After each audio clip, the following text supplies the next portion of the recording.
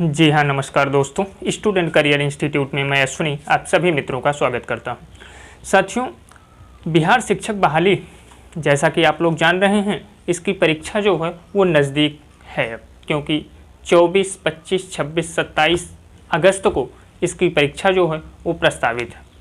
साथियों, बात करें कि इसके सिलेबस को आप लोगों ने देखा होगा, तो सिलेबस को देखने के पश्चात आपको समझ में आया होगा कि चीज़ें जो हैं वो बता तो दी गई हैं कि इस पोर्शन से हम क्वेश्चंस पूछेंगे, इस सब्जेक्ट से हम क्वेश्चन पूछेंगे, लेकिन यह स्पष्ट नहीं किया गया है कि हम स्पेसिफाई नहीं किया गया है, यह हम कह सकते हैं। साथियों, आज हम एक महत्वपूर्ण प्रश्न पत्र पर चर्चा करने चल रहे हैं, जो कि बीपीएससी द्वारा, आप देख सकते हैं बीपीएससी हेडमास्टर, यानी देख सकते हैं कि 31 मई 2022 को जो बीपीएससी द्वारा हेडमास्टर का एग्ज़ाम कराया गया था, उसी को हम सॉल्व करने चल रहे हैं। साथियों, इसको सॉल्व करने का उद्देश्य ये है कि जो आपकी ये परीक्षा संचालित कराई जा रही है वह बीपीएससी के ही माध्यम से कराई जा रही है। अभी तक बीपीएससी जो है प्राइमरी या 9 to 10th या 9th and 10th या 11th and 12th के जो एग्ज़ाम्स थे उसको वो नहीं कराया करती थी, लेकिन अब की बार जो है वो बीपीएससी करवा रही है। तो बीपीएससी का जो ट्रेंड है, क्या नाम है, कह सकते हैं कि टीचिंग एग्ज़ाम्स को लेकर के आप इस पेपर के माध्यम से उसे समझ सकते हैं। आइए हम एक एक प्रश्नों को देखते हैं कि किस प्रकार के प्रश्न, किस नेचर के प्रश्न जो हैं वो बीपीएससी आपके टीचिंग एग्जाम्स में पूछ सकता है, उन सभी पर चर्चाएं करते हैं। साथियों, चैनल पर अगर पहली बार विजिट किए हैं तो चैनल को सब्सक्राइब कर हमसे जुड़ जाइएगा। आइए हम एक एक प्रश्नों को देखते हैं कि किस प्रकार के जीएस के प्रश्न जो हैं वो आपके एग्जाम्स में बन सकते हैं। हेडमास्टर के एग्जाम्स में किस प्रकार के प्रश्न जो थे वो बीपीएससी द्वारा पूछे गए थे। साथियों, हम चर्चा करेंगे पहले प्रश्न पर, और आप देख सकते हैं प्रश्न बना है, साथ में पढ़ते हैं कि प्रश्न है कि कांग्रेस में उदारवादियों पर आक्षेप पर सुरक्षित वाल्व सिद्धांत का सिद्धांत किसने दिया था। सुरक्षित वाल्व यानी सेफ्टी वाल्व का सिद्धांत किसने दिया था। यह सीधे सीधे कह सकते हैं कि कांग्रेस का जो उदारवादी चरण था या उदारवादियों पर यह सेफ्टी वाल्व का जो सिद्धांत था, वो यह सेफ्टी वाल्व का सिद्धांत किसने दिया था। तो सीधे सीधे हम बताएं आपको कि यह सिद्धांत जो था वो लाला लाजपत राय द्वारा दिया गया था, और लाला लाजपत राय जिस ऑप्शन में है वही आपका ऑप्शन सही हो जाता है। तो ऑप्शन नंबर बी जो है यही आपके प्रश्न का सही जवाब है। साथियों, इस क्वेश्चन पेपर के माध्यम से हम यह कैटेगराइज करेंगे कि कौन से श्रेणी से कितने नंबर ऑफ क्वेश्चन जो हैं वो पूछे गए हैं, ठीक है ना। आइए नेक्स्ट क्वेश्चन को देखते हैं और बात करते हैं क्वेश्चन नंबर 2 की। क्वेश्चन नंबर 2 में पूछा गया है कि स्वतंत्रता आंदोलन के प्रथम चरण में अतिवादी भारतीय नेतृत्व द्वारा, ध्यान दीजिएगा, अतिवादी भारतीय नेतृत्व द्वारा निम्नलिखित में से किसको समझा और संगठित किया गया था। तो आप समझ सकते हैं कि स्वतंत्रता आंदोलन के प्रथम चरण, यानी स्वतंत्रता आंदोलन के प्रथम चरण की बात करें तो आप जानते हैं कि 1885 से लेकर के 1905 तक जो है यह स्वतंत्रता संग्राम का प्रथम चरण था। इसमें बात किया जाए कि किस चीज़ को लेकर के अतिवादी भारतीय नेतृत्व द्वारा निम्नलिखित में से किसको समझा और संगठित किया गया था, तो जो संगठन बनाया गया था वह संगठन जो था साथियों स्वदेशी आंदोलन को लेकर के था, जो कि 1905 में, किसमें, 1905 में इसका गठन हुआ था। और 1905 में इसका गठन करने का तात्पर्य ये था कि हम विदेशी वस्तुओं का जो है वो बहिष्कार करेंगे। तो देख लीजिए, ऑप्शन नंबर 1 है आर्य समाज, दूसरा है भारतीय विश्वविद्यालय अधिनियम 1904, तीसरा है बहिष्कार और स्वदेशी आंदोलन। तो बहिष्कार और स्वदेशी आंदोलन जो है यही आपके प्रश्न का सही जवाब बन जाता है, यानी ऑप्शन नंबर 3, ठीक है ना साथियों। आइए हम क्वेश्चन नंबर 3 को देखते हैं, और क्वेश्चन नंबर 3 में क्या पूछा गया है उसे देखते हैं।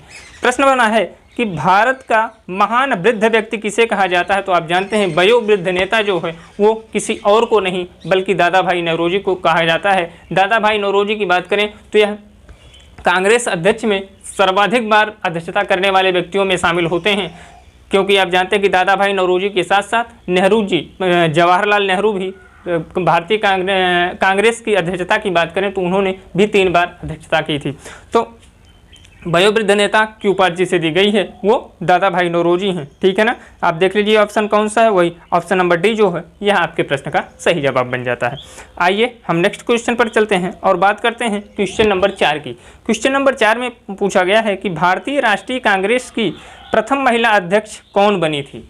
तो बात करें टोटल महिला अध्यक्ष की, तो टोटल महिला अध्यक्ष भारतीय कांग्रेस की अगर बनने वालों की बात करें तो 3 महिलाओं ने अध्यक्षता की थी। पहले की बात करें तो एनी बेसेंट ने किया था। दूसरी महिला की बात करें तो उन्होंने जो किया था वो सुचेता कृपलानी थी, और एक और जो तीसरी महिला थी वो लननी सेल करके थी। तो इस प्रकार से बात करें हम तो इसमें पूछा गया है कि प्रथम महिला अध्यक्ष, तो प्रथम महिला अध्यक्ष जो थी वो आपकी एनी बेसेंट थी। ठीक है ना, अगर आप देखेंगे तो पहली एनी बेसेंट थी, दूसरे की बात करें हम तो सरोजनी नायडू थी। तो एनी बेसेंट जो थी ये आपका 1917 में अधिवेशन में थी, दूसरे की बात करें तो सरोजनी नायडू जो थी वो 1925 में थी। अगर प्रश्न पूछता है कि पहली महिला तो सरोजनी नायडू को टिक करेंगे आप, और अगर प्रश्न पूछता है कि पहली भारतीय महिला तो वहाँ आपको सरोजनी नायडू को टिक करना होगा, वह ऑप्शन सही होगा साथियों। आइए हम नेक्स्ट क्वेश्चन पर चलते हैं और बात करते हैं क्वेश्चन नंबर 5 की। क्वेश्चन नंबर 5 में पूछा गया है कि क्रिप्स प्रस्ताव को एक टूटते हुए बैंक पर बाद की तिथि का चेक के रूप में किसने वर्णित किया था। यानी पोस्ट डेटेड चेक जो है वो क्रिप्स मिशन को किसने कहा था, तो पोस्ट डेटेड चेक जो है वो क्रिप्स मिशन को महात्मा गांधी ने कहा था। तो ऑप्शन देख लीजिए, जो ऑप्शन है वही सही हो जाएगा। ऑप्शन नंबर 1 जो है यही जो है वो इन्होंने ही क्रिप्स मिशन को पोस्ट डेटेड चेक कहा था। नेक्स्ट की बात कर लेते हैं। नेक्स्ट है बांटो और जोड़ो का नारा किसने दिया। तो थोड़ा सा आप देखेंगे ऑप्शन को तो आप समझ सकते हैं कि बांटने की बात कौन करता था। तो बांटने की बात कोई करता था तो वो थे जिन्ना। तो देख लीजिए ऑप्शन में पहला M.A. जिन्ना, यही जो है ऑप्शन नंबर 1 जो है यही आपके प्रश्न का सही जवाब बन जाता है। आइए नेक्स्ट क्वेश्चन को देखते हैं और बात करते हैं क्वेश्चन नंबर 7 की। क्वेश्चन नंबर 7 में कहा गया है कि सविनय अवज्ञा आंदोलन आरंभ करने का निर्णय लिया गया।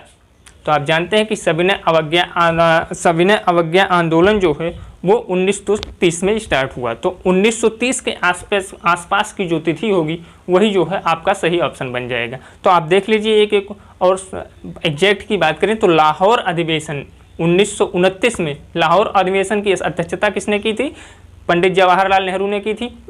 इसी अधिवेशन में क्या कहा गया था कि पूर्ण स्वराज का नारा दिया गया था। ठीक है ना, और 26 जनवरी को हर साल 26 जनवरी को क्या गणतंत्र दिवस के रूप में मनाया जाना शुरू कर दिया गया था। और इसी अधिवेशन में सविनय अवज्ञा आंदोलन की पृष्ठभूमि जो है वो तैयार की गई थी। तो ऑप्शन देख लीजिए, देख सकते हैं सी, ऑप्शन नंबर सी जो है लाहौर अधिवेशन 1929 जिसकी अध्यक्षता जो थी वो जवाहरलाल नेहरू ने की थी। आइए नेक्स्ट क्वेश्चन पर देखते हैं। आप देख सकते हैं कि इस प्रकार से जो है प्रश्न जो हैं वो आपके हेडमास्टर के एग्जाम्स में बीपीएससी द्वारा पूछे गए हैं। ठीक है ना, आगे देख सकते हैं आप भारत के विभाजन को प्रथम बार किसके द्वारा स्वीकार किया गया था। तो भारत विभाजन कब 1947 में ही भारत का विभाजन हुआ। भारत और पाकिस्तान 2 धड़ में बढ़ गया। तो उस समय की बात है। तो माउंटबेटन योजना जो कि आई हुई थी कब जानते हैं आप, 3 जून 1947 की बात है। यही माउंटबेटन योजना जो कि उस समय के तत्कालीन प्रधानमंत्री ब्रिटेन के तत्कालीन प्रधानमंत्री एटली हुआ करते थे, उनके द्वारा यह योजना बना करके यह योजना तैयार की गई थी जो कि माउंटबेटन योजना के नाम से जानी जाती थी। वही जो कि 3 जून 1947 को आई और भारत को 2 भागों में भारत और पाकिस्तान में डिवाइड कर दिया था।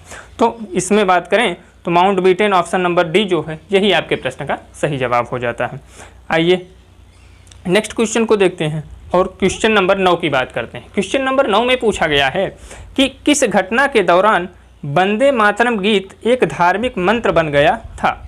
ठीक है ना। तो वंदे मातरम गीत जो एक धार्मिक मंत्र बन गया था, तो आप याद कीजिए घटना है 1905 की। किसकी घटना है? 1905 की।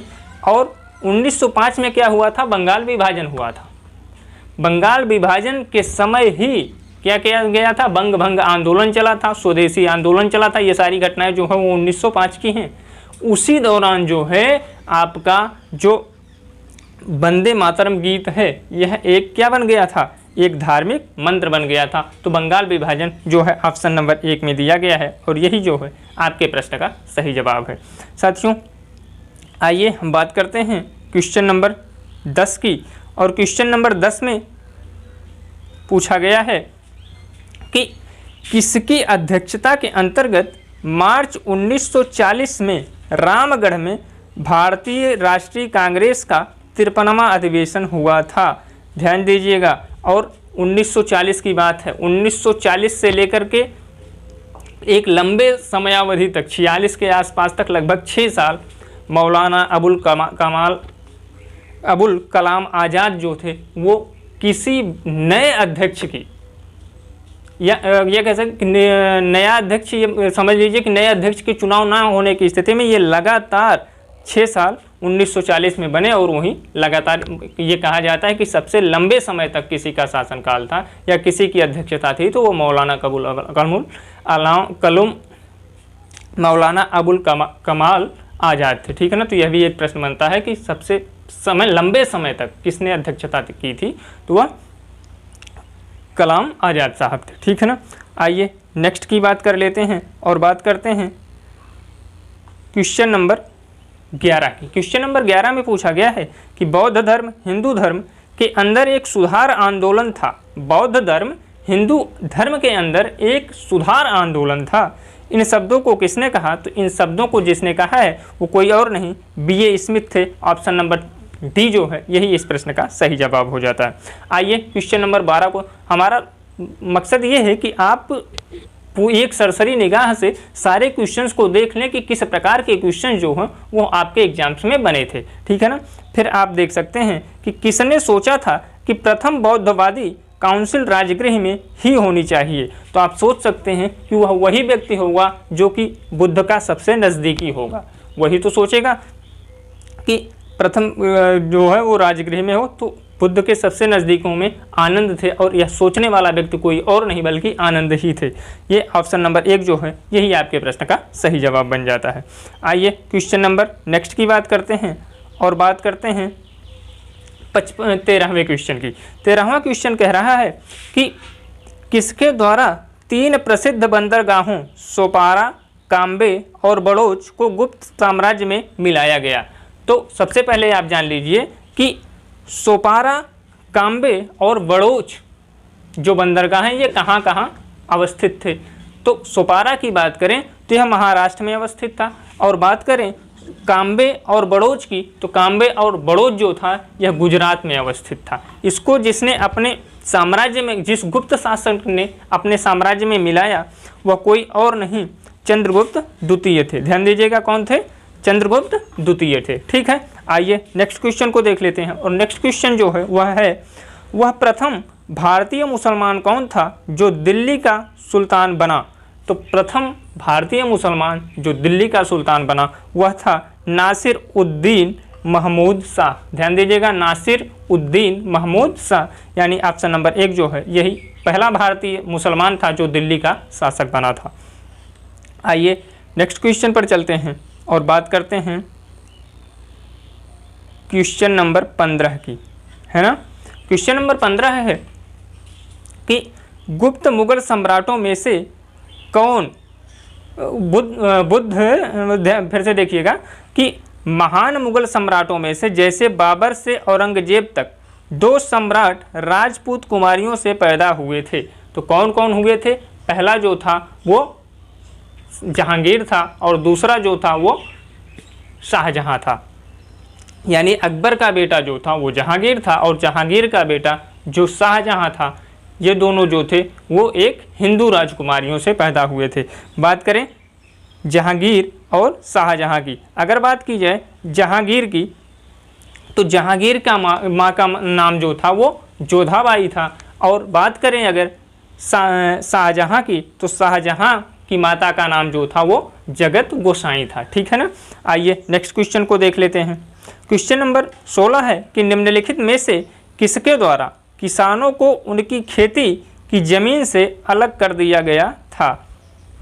तो किसानों को उनकी ज़मीन से अलग कर देने की जो व्यवस्था थी वो अस्थाई बंदोबस्त था। ऑप्शन नंबर 3 जो है यही आपके प्रश्न का सही जवाब है। आइए नेक्स्ट क्वेश्चन पर चलते हैं और बात करते हैं क्वेश्चन नंबर 17 की।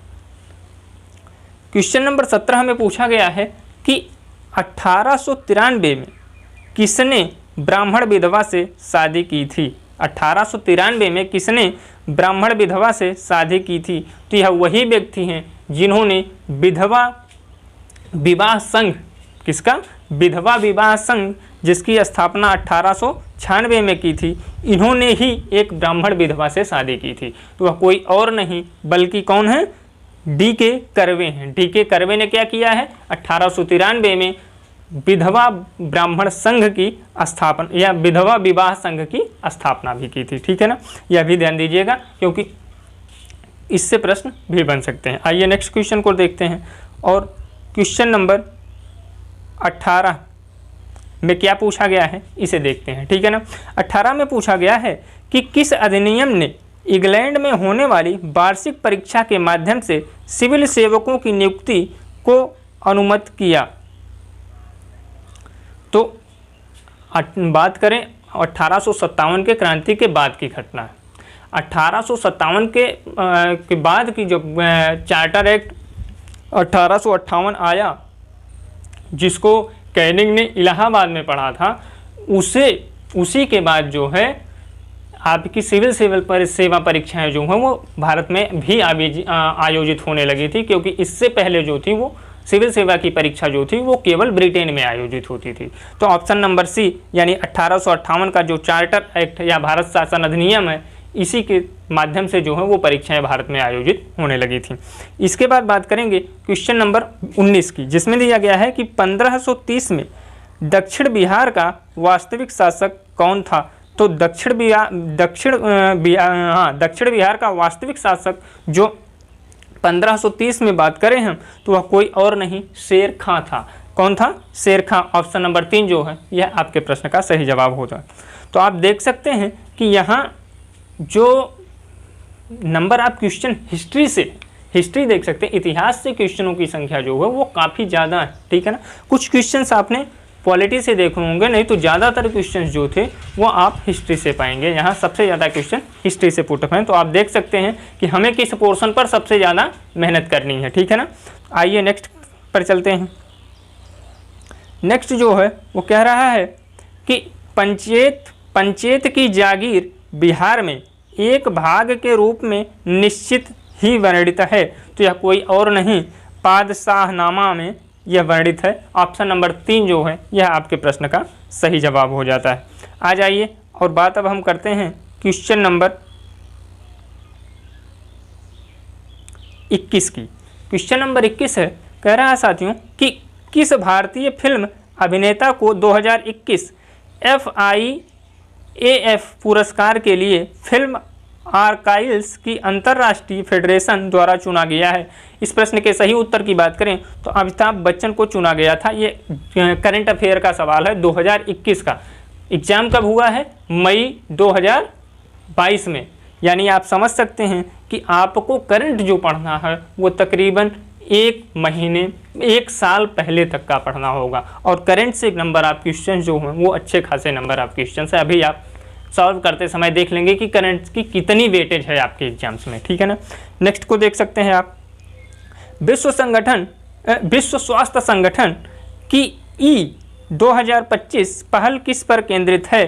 तो E2025 पहले जो है WHO विश्व स्वास्थ्य संगठन की, तो वह मलेरिया उन्मूलन पर है। यानी ऑप्शन नंबर बी जो है यही आपके प्रश्न का सही जवाब है। आ जाइए नेक्स्ट क्वेश्चन को देखते हैं, क्वेश्चन नंबर 23 को। क्वेश्चन नंबर 23 में पूछा गया है कि दिल्ली स्पोर्ट्स यूनिवर्सिटी का प्रथम कुलपति किसको नियुक्त किया गया है। तो यह कोई और नहीं, ओलंपिक में पहला पदक जीतने वाली महिला जो थी वही हैं दिल्ली स्पोर्ट्स विश्वविद्यालय की कुलपति। वह कौन है? कर्णम मल्लेश्वरी। ध्यान दीजिएगा, कर्णम मल्लेश्वरी। यह क्वेश्चन जो है अक्सर ईवीएस में आप देखते हैं, ईवीएस में से रिलेट करके यह क्वेश्चन आपके एग्जाम्स में पूछे जाते हैं। आइए नेक्स्ट पर चलते हैं और बात करते हैं क्वेश्चन नंबर 24 की। क्वेश्चन नंबर 24 में पूछा गया है कि वर्ष 2021 में कागज रहित बजट पेश करने वाला पहला राज्य कौन बना? तो वर्ष 2021 में पहला पेपर रहित बजट जो पास किया गया था उस प्रदेश के मुख्यमंत्री योगी आदित्यनाथ हैं, यानी उत्तर प्रदेश जो है वह पहला भारत का पेपरलेस बजट पास करने वाला प्रदेश बना है। आइए नेक्स्ट को देखते हैं। तो आप देख सकते हैं कि कितने नंबर आप क्वेश्चन जो हैं वो आपके करंट से बने हुए हैं। करंट जो है वह आपके एग्जाम के दृष्टिकोण से बहुत ही महत्वपूर्ण है, ठीक है ना। तो करंट पर आप और पिछले 1 साल तक का करंट अफेयर जो है वह आपके लिए अति महत्वपूर्ण होगा। 25वें क्वेश्चन की बात करते हैं। प्रश्न है कि कोविड का पता लगाने के लिए कृत्रिम होशियारी AI यानी आर्टिफिशियल इंटेलिजेंस, ठीक है ना, पर आधारित एक्सरे क्या है? एक्सरे तकनीक को निम्नलिखित में से किस संस्था द्वारा हाल ही में विकसित किया गया है? यह भी करंट का क्वेश्चन है और यह IIT जोधपुर द्वारा जो है वो आर्टिफिशियल इंटेलिजेंस पर इसे डेवलप किया गया है, ठीक है ना। आइए नेक्स्ट क्वेश्चन को देख लेते हैं और बात करते हैं क्वेश्चन नंबर 26 की। क्वेश्चन नंबर 26 में पूछा गया है कि इंडिया इंटरनेशनल विज्ञान क्लब 2021 का 7वां संस्करण कहाँ पर आयोजित किया गया है? ध्यान दीजिएगा, तो यह आयोजन जो हुआ है पणजी में हुआ है। किसका? इंडिया इंटरनेशनल विज्ञान उत्सव 2021 का आयोजन कहाँ? पणजी, गोवा में, गोवा की राजधानी पणजी में हुआ है। नेक्स्ट की बात करते हैं। आप देख सकते हैं कि भारतीय ओलंपियन नीरज चोपड़ा ने कितने मीटर की दूरी की थ्रो करके स्वर्ण पदक जीता था? तो वो दूरी जो थी वो 87.58 मीटर की दूरी पर इन्होंने भाला फेंक करके क्या किया था? स्वर्ण पदक हासिल किया था। तो ऑप्शन नंबर 3 जो है यह इस प्रश्न का सही जवाब बन जाता है। आइए नेक्स्ट क्वेश्चन को देखते हैं और क्वेश्चन है कि देख सकते हैं कि नवंबर 2020 के बिहार विधानसभा चुनाव में मतदाताओं की उपस्थिति, ध्यान देख दीजिएगा, उपस्थिति का प्रतिशत लगभग किस प्रकार रहा? तो यह प्रतिशत जो था वह 55% पुरुष थे और 60% जो थी वो महिलाएं थी, यानी ऑप्शन नंबर 1 जो है यह आपके प्रश्न का सही जवाब बन गया। आइए नेक्स्ट क्वेश्चन को देखते हैं और प्रश्न बना है कि बिहार की इथेनॉल उत्पादन संवर्धन नीति 2021 में किस राशि तक की सब्सिडी का प्रावधान है? तो यह 5 करोड़ तक के सब्सिडी का प्रावधान है। साथियों, इस प्रकार से आप देख सकते हैं कि मैंने अभी तक 30 क्वेश्चंस किए हैं और अगर बात करें कि सबसे ज़्यादा नंबर ऑफ क्वेश्चंस के वेटेज कहाँ से हैं, कहाँ से सबसे ज़्यादा क्वेश्चन बने हैं, तो वह इतिहास पोर्शन है जहाँ से क्वेश्चन अच्छे खासे बने। और उसके बाद आप देखेंगे तो क्वेश्चन जो हैं वो करंट अफेयर से अच्छा खासा क्वेश्चन जो है वो पुटअप किया गया था। तो आपको तैयारी जो है इस प्रकार से करनी है कि हम अपनी जो है पोर्शन जो दिए गए हैं उसके अनुसार अपने एग्जाम्स को क्रैक कर पाएँ। साथियों, आज की वीडियो में हम यही 30 क्वेश्चंस करेंगे। नेक्स्ट वीडियो के माध्यम से हम पूरे पेपर्स को सॉल्व करवा देंगे ताकि आप जान पाएँ कि कहाँ से क्वेश्चंस जो हैं वो आपके एग्जाम्स में BPSC द्वारा पूछे गए थे, ठीक है ना। साथियों, अगर आपको क्लास अच्छी लगी हो तो क्लास को लाइक कीजिएगा, अपने मित्रों में क्लास को शेयर कीजिएगा, चैनल को सब्सक्राइब कर हमसे जुड़ जाइएगा। मिलते हैं किसी अन्य वीडियो में। धन्यवाद साथियों।